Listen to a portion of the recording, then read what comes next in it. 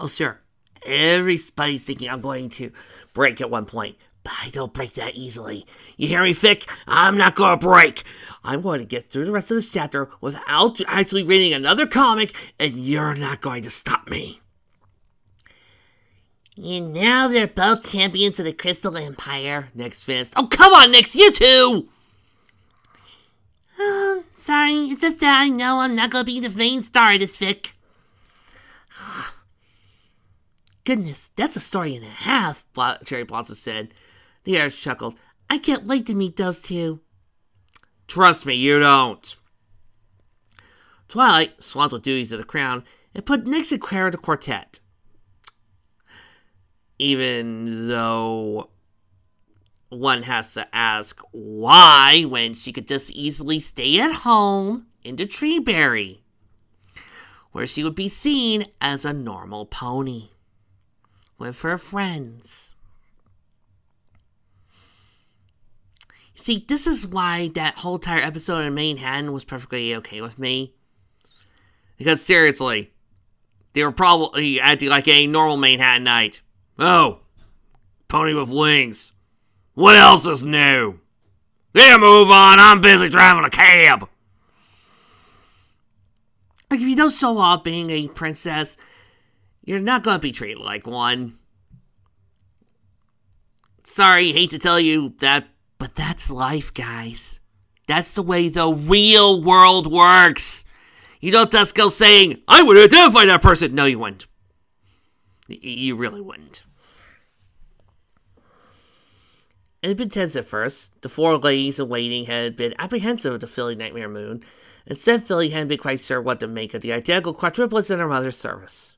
But the quartet, after some cautious opening courtesies, had quickly learned that the littlest Alicorn princess was like any other filly her age, and warmed up to her almost immediately. Old Nix, to relief, had found the four elegant ponies to be nothing like the stiff, stuffy servants of royalty she had feared. They were warm and friendly, and had an impish sense of humor. Nix took them like a duckling of water. You know, I'm going to hold back a complaint that none of this makes a lick of sense, otherwise I'm going to be here all day. Speaking of which, she was about to get a dunking. It was getting late in the afternoon, and the quartet had unanimously decided that a certain filly needed a bath. Were they to be honest with themselves, it was just an excuse for the hoofmaids to pray dress up and make up with the little filly as much as anything resembling responsibility. Nix stood by the tub, towel rubber ducky levitating in her grip, looking quite apprehensive. While seeing the four hoofmaids had whiled the day away, the castle staff, under the quartet's watchful eye, had renovated the royal quarters right around them. It was astonishing what could be accomplished in mere hours with magic, motivation, more money than crisis. Among other things to be changed, the tiny cramped, by royal standards, bathroom been replaced by a luxurious appointed water closet. So why isn't anybody trying to fix up the Treeberry? I mean, that would be so much of an easier thing. Hey, you said you would hold back. I'm sorry, but this just makes so little sense that it's annoying. The cloth for the bathtub had been thrown out, and now was a sumptuous open bath to one side of the main floor. A sunken tub the size of a palatial reflecting pool, tiled in white and blue marble, with every grimming amenity imaginable arranged around it. She now stood on the tile edge, biting her lip.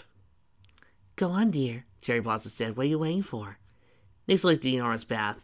It's big enough to swim laps in. Are you supposed to be weighing in with a partner? She said uncertainly. The quartet laughed. Well, you heard the princess, Snowcap teased, looking at Seafoam. Chuckling, Seafoam led Nix down to the wire. The other three followed, fancy shampoos and scrubs as they stepped down to the wire. Snowcap was the last, tossing the ducky in with a flip of her head. They sat around the little filly and began shampooing of her mane and tail. Felt weird at first, but Nix soon relaxed as hose massaged her scalp. Nix regarded the floor. Mom said you four had a secret, she said, curiosity piqued. Been trying to guess all day, but I just don't know. You said you're not all identical sisters. Afraid not, Cherry Blossom said. Are you from the Crystal Empire? Nix haphazard. Susan scowled at herself. No, you're not sparkly. Are you changelings? It sounds like she said, I'm a classmate is a changeling. Seems really nice and funny, but Philly tapped her chin with a hoof. Yeah.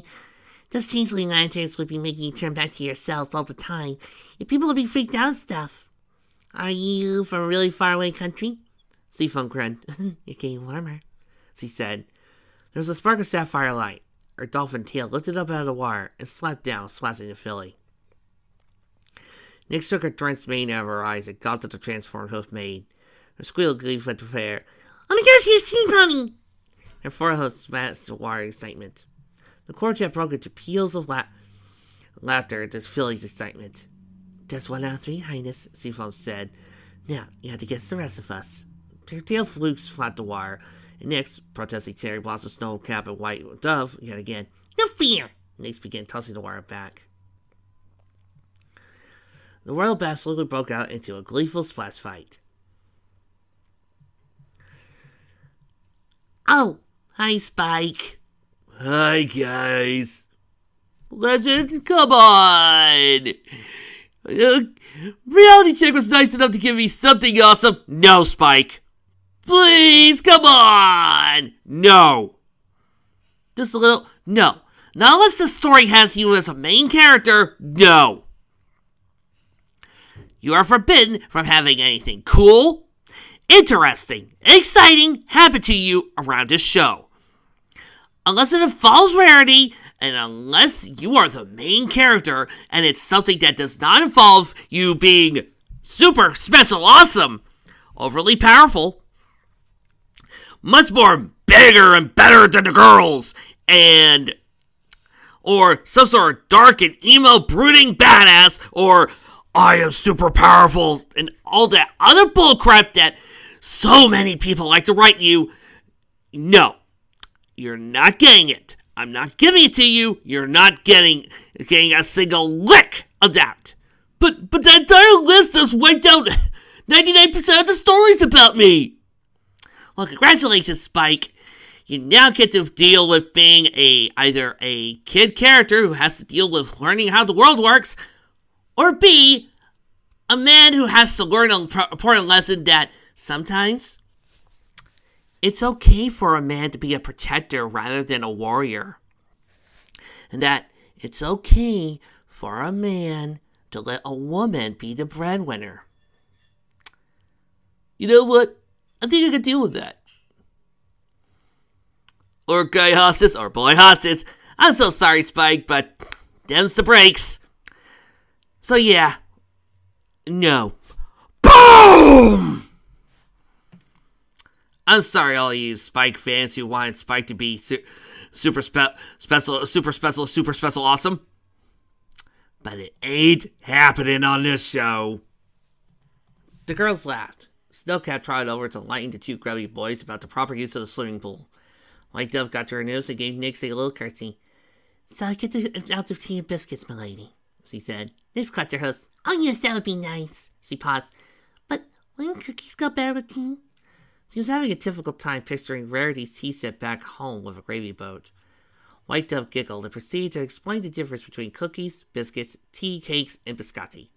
A short while later, and the three children, all groomed and freshly scrubbed by the hoof maids, which had annoyed the dragon to no end and left the young colt a somewhat flustered state of mind, were seated around a table set for Nix. Are we sure we should let the teen in the same bath as Nix? Well, technically, you don't wear any clothes. The principle's still the same! Nix, Bright Eyes and Spike, and Bilbo Burrows, Pants and Sir Scores the Dragon, Cherry Blossom and White Dove had quickly taken the opportunity to turn it into a teachable moment, began the process of instructing the new princess in the unicorn. I'm sorry, but, I hate the idea of that little kid being a powerful defender of the Crystal Empire so much that the moment I read that, my brain just broke. And the obscure details of rituals of afternoon tea. The effectiveness of the lesson was somewhat diluted by the fact that the three participants were plush toys, and two of the ones weren't insisting on using the plumpiest Caroline accents you can imagine. I say, Nix drawled, shall I top off your cup, good sir? Rather, yes, Bright Eyes replied, holding out his cup in magic. Nix levitated the teapot, carefully filled the cup to the brim. Like girl, he took a sip. Must say, I haven't other those cookies. Nick faked a scandalized gasp. Good sir, those are cookies and biscotti and tea cakes. Bright Eyes went off to his mouth. Definitely sorry. Terrible blunder. There was a snicker from the undisclosed location. It's alright, so just got to Cerbero be wanting any more. Brian pretended to listen to the dolls flanking him. You would rather not.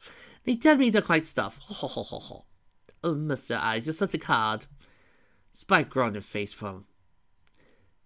If free accents don't get you best for the upper crust, the bad puns will.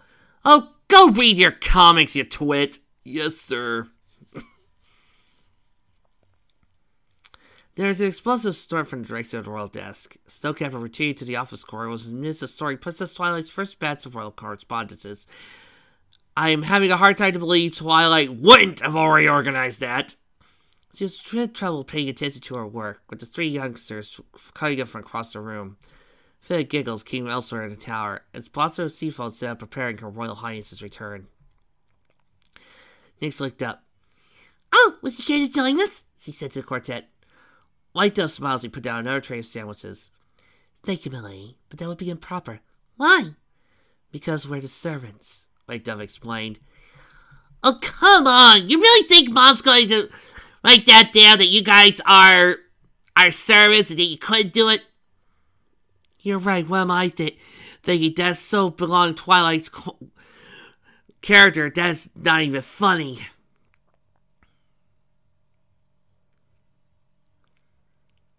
It's just that some classes of ponies are better than others. It's just the way it is, she said gently. She tried out to fill the teapot. You know, Nick should know this story by now.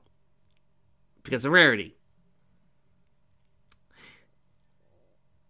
And Rarity would have been the one to tell her about how some of the Carolina Nobles act. But again, moot point because of Twilight!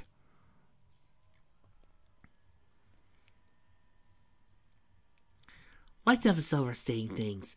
Just think of it like this for now. If you go to a restaurant with your mother, does the waiter sit down and have dinner with you? No, of course not. Exactly. We're like the waiter. It's our job to be running about, taking orders while everyone else is having tea. Next tea's on an obvious loophole. Oh, you'll have to take orders? That'll probably sit you, or you sit down and have tea with us, she said awfully. Cherry Blossom grinned and bumped Nyx on the nose. Nice try, milady. Try again in a few years. Besides, I have what is called a job! And I have to work out doing a job! Because I want money, and in order to get money, I have to get a job!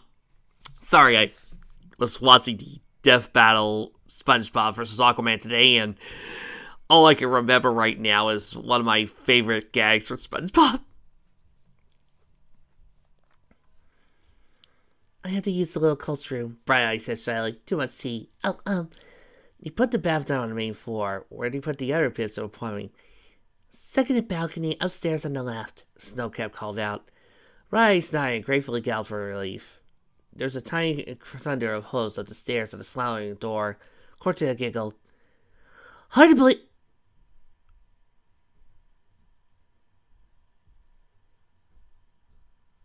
Well, I'm sorry, my mind just went blank.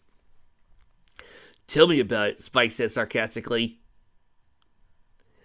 I have to cope with the fact that my battle partner still plays with dolls. Spike! About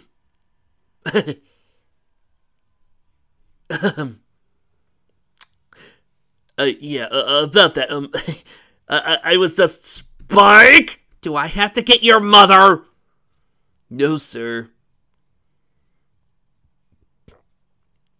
Now, excuse me. I'm gonna go get some bags of candy for the trick-or-treaters. Don't touch my recording equipment. Will do. So, the school bullies still pick out too. What happened to the tough cult who took on a pack of diamond dogs and rode dragon into battle? You wanna know why? Because I'm in fact a cool Kamen Rider! Yeah! I can transform, and Rarity's on my one arm, and I've got Ember on the other, and I ride a cool bike, and I'm awesome, and I don't take no orders from my mom, because I am awesome, and I am an adult, and I... Spike equus sparkle! Twilight?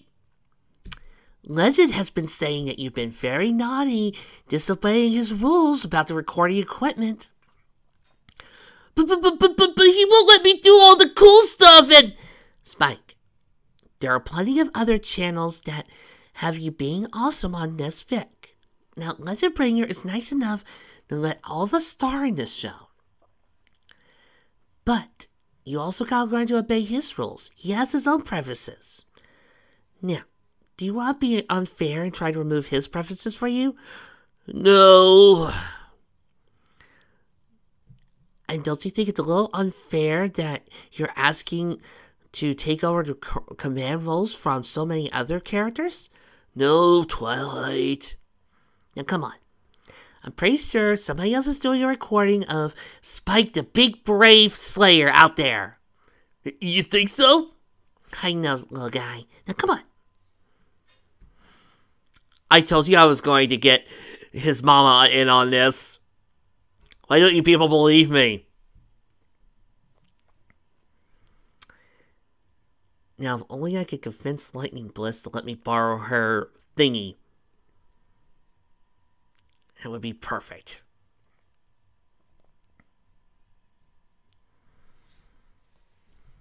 Before any innocence diminishing information could be imparted, the front door opened. Twilight Sparkle came towering in. Good grief. I wasn't this glad to be back home in one piece after the dragons attacked. Mom! Nick saw to her house and galloped over to her mother, a welcome home nuzzle. Twilight said it gracefully. Was it a busy day in court? You might say that. Twilight said. Hundreds of ponies coming to court to ask for royal intervention on the most ridiculous things. Meetings with the military, the weather bureau, the press. Dozens of petitions on everything from apples to zebras.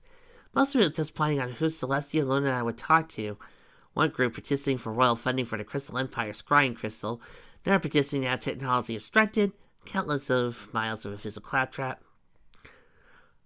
Oh yeah, Spike said, getting up. That reminds me, glad you back to it. I got a bus of mail for you. He then released all of it. Whoa, that was awesome, Spike. Spike granted gave the crystal Kohler thumbs up. Boys. Spike, what? Princess Celestia made some modifications to my fire teleport spell. Spike explained. I can put stuff into a hold box now and pull them out later. No more accidentally raining stuff on Celestia's head anymore. All those scrolls in one day? The castle mailroom forwards all your stuff to me now, Spike said. Everybody picking up the scrolls and sorting it out. Nyx with one undeal seal, so Red began figure giggles. What is it, Nyx? It's enough for Miss Charlie, but I think you got it handled, Nyx said, passing over the scroll to Twilight. Twilight entered the magic and skimmed it. What's it for? It's a reminder that next Friday is Take Your Fall to Work Day, she said. Twilight sighed. That's certainly going to be interesting. Oh, it's one for your grandparents. I wonder what... What's wrong, Twilight? This can't be. It can't be true, it can't. Mom? Twilight seemed to realize how badly frightening it can be. Nothing I can't fix, sweetheart. Girls, would you mind watching over the children while I attend to something? Of course, Your Majesty. Where are you going? I gotta speak with my parents, Twilight said. Heading to the door as he threw it open with a wave of her horn, marched out of the palace. I'm gonna have a little meeting with Prince Blueblood and his family. Oh, well... That can't be too stupid, right, guys? I mean, whatever shows up cannot be so unbelievably stupid that it would cause me to instantly break out the comic book before I even had a chance to read a single line. Reality check couldn't be that bad, that stupid, that I would just immediately start reading a comic instead.